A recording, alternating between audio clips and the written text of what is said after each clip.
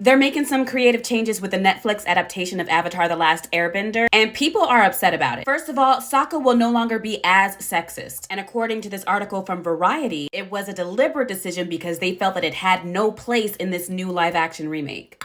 I'm sorry, but do sexism and misogyny no longer exist? Did I miss that email? Do we no longer have a reason to show the arc of a central character going from having very sexist views to very much respecting the gangster of every woman that he meets? Put him in the makeup and the dress. It was never about having sexism just for the sake of it. And it would have been an issue if the sexism was never addressed. But it was. Sokka was checked, humbled, every time he tried that, which changed and shaped his view of the world and ultimately led to him being a better fighter. It is okay for characters to have unlikable traits and flaws, especially if we ultimately get to see those characters overcome them. And I've been saying for years that when it comes to these live action remakes, I do not need a one-to-one exact replica of the original. And I can totally embrace reasonable changes that tell a familiar story in a new way. But this is pretty concerning. It makes it feel like the creators of this show don't understand what made the animated show so incredible. It's not just Avatar Aang versus the Fire Lord. We care about these characters. We watched them grow not only in terms of their individual combat skills, but we saw them navigate love and loss and grief. We saw them be flawed and fail and ultimately overcome. You can't just erase that. You can't just skip over that. I know a lot of y'all lost faith when the original Avatar creators left this Netflix project. Understandable. But those same creators were producers on the Avatar movie that we like to pretend doesn't exist. So it don't move me that much. The article did also mention some other changes that they're going to make to the story. Apparently, we're going to see the destruction of the air nomads and their temples. And we already know that we're going to see more of a few characters that we didn't see that much of in book 1, like Fire Lord Ozai and Azula. I